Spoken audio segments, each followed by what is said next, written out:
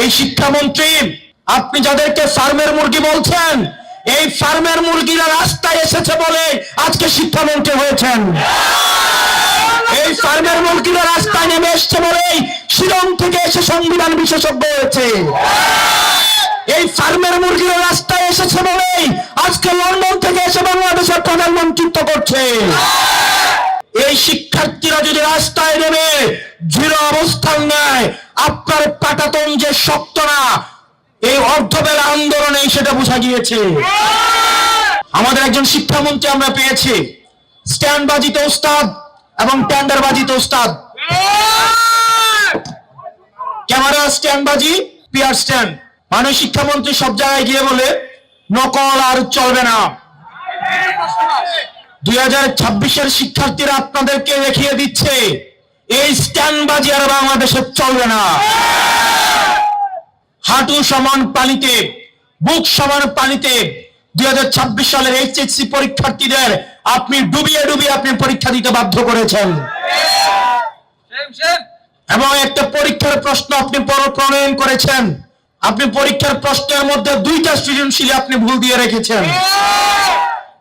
একটা পরীক্ষার্থীর তখন মানসিক অবস্থা কি ধরনের হয় একবার চিন্তা করেন। সে যখন দেখে প্রশ্নপত্রে ভুল, সে যখন নিজে চেষ্টা করে পরীক্ষা উত্তর মিলানো, পরীক্ষা দিয়ে এসে হয়তো বুঝতে পারে প্রশ্নপত্রে ভুল, সে যখন উত্তর মিলাতে পারে না, তখন পরীক্ষার মধ্যে কি ধরনের মানসিক অবস্থা তৈরি হয় একবার চিন্তা করেন। আপনারা একবার দুঃখ প্রকাশের প্রয়োজন বোধ করলেন না, বরং এই শিক্ষার্থীদেরকে আপনারা বলছেন মাদকাসক্ত। এই শিক্ষামন্ত্রী, আপনি যাদেরকে ফার্মের মুরগি বলছেন, এই ফার্মের মুরগিরা রাস্তায় এসেছে বলে আজকে শিক্ষামন্ত্রী হয়েছেন। এই ফার্মের মুরগিরা রাস্তায় নেমে এসছে বলেই শিলং থেকে এসে সংবিধান বিশেষজ্ঞ হয়েছে। এই ফার্মের মুরগিরা রাস্তায় এসেছে বলেই আজকে লন্ডন থেকে এসে বাংলাদেশের প্রধানমন্ত্রিত্ব করছে। শিক্ষার্থীরা গিনিপিগ নয়, শিক্ষার্থীদেরকে নিয়ে এক্সপেরিমেন্ট বন্ধ করুন। কিছুদিন পর পর একটা জিনিস ইচ্ছা হয়, আপনারা সেটা তাদের উপরে চাপিয়ে দেন, শিক্ষার্থীদের উপরে চাপিয়ে দেন। এই শিক্ষার্থীদের আপনাদের এক্সপেরিমেন্টাল টুল না, যে যখন ইচ্ছে তাদেরকে নিয়ে এক্সপেরিমেন্ট করবেন, এক্সপেরিমেন্ট ফেল করলে আবার সে এক্সপেরিমেন্ট তুলে নেবেন। কারণ আপনাদের সন্তানরা দেশে পড়াশোনা করে না, আপনাদের সন্তানরে আপনারা বিদেশে রেখে পড়াশোনা করান। পরের সন্তানদেরকে রাস্তায় রেখে রাজনীতি করাবেন, পরের সন্তানের ভবিষ্যৎকে নষ্ট করবেন, পরের সন্তানদেরকে নিয়ে এক্সপেরিমেন্ট করবেন।